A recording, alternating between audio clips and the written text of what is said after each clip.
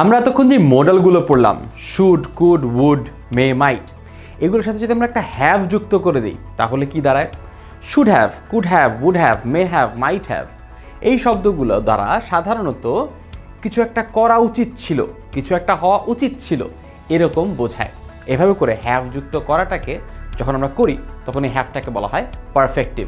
আমরা এর একটা উদাহরণ কন্ডিশনাল সেন্টেন্সেস যখন শিখেছিলাম তখন কিন্তু দেখেছিলাম, সেটা হচ্ছে উড হ্যাভ বা কুড হ্যাভও দেখেছি কখনো কখনো।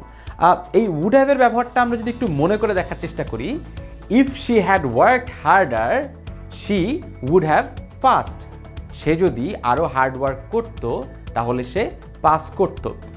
এই বাক্যটার মধ্যে আমরা লক্ষ্য করছি যে পাস্ট আনরিয়েল কন্ডিশনের মধ্যে আমরা উড হ্যাভ কথাটা ব্যবহার করে থাকি। সে যদি আরও হার্ড ওয়ার্ক করে থাকতো, যেটা সে করে নাই, এবং অতীতের একটা কথা বলা হচ্ছে, অতীতের এবং আনরিয়েল একটা কন্ডিশনের ক্ষেত্রে এটা বলা হচ্ছে। একইভাবে আমরা যদি অন্যান্য মে হ্যাভ, মাইট হ্যাভ এগুলির দিকে একটু তাকাই তাহলে কি দাঁড়াচ্ছে? আমরা মে have, might have, could have এই তিনটা একবারে দেখি।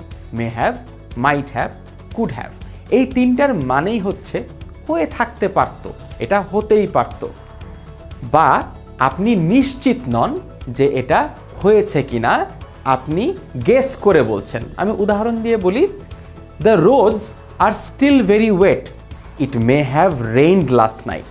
The roads are still very wet, it may have rained last night. অর্থাৎ রাস্তাটা এখনও ভেজা, রাস্তাগুলো এখনও ভেজা, তার মানে বৃষ্টি হয়ে থাকতে পারে, হয়তো হয়েছিল, আপনি শিওর না। এইটা যদি আপনি একটু জোর দিয়ে বলতে চান, it might have rained last night, মানে হতে পারে। আপনি যদি আরও জোর দিয়ে আরও নিশ্চিত হয়ে বলতে চান, আপনি বলতে পারেন it must have rained last night, নিশ্চয়ই গতকালকে রাত্রে বৃষ্টি হয়েছে।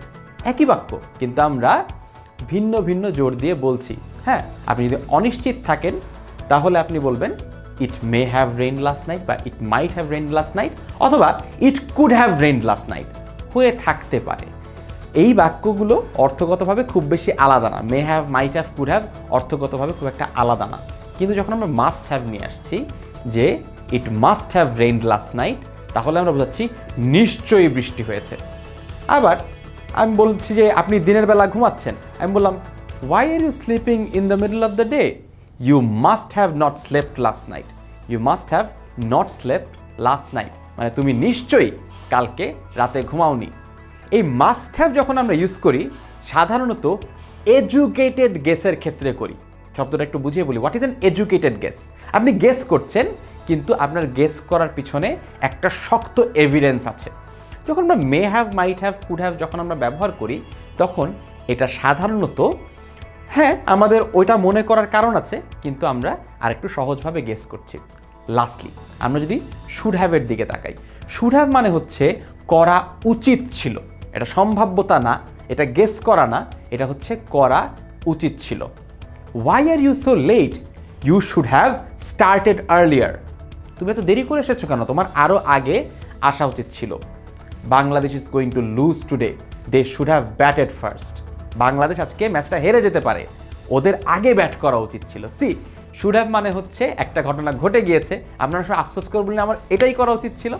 শুড হ্যাভ দিয়ে আমরা সেই বাক্যগুলো বলতে পারি। অর্থাৎ এই ভিডিওতে আমরা বিভিন্ন মোডালের সাথে যখন আমরা পারফেক্টিভ বসাই, অর্থাৎ যখন আমরা হ্যাভ বসাই, তখন অতীতের ঘটনাগুলোকে আমরা কখন সম্ভাব্যতা দিয়ে যাচাই করি, কখনো আবার করা উচিত ছিল এরকম একটা সেন্স নিয়ে আসি।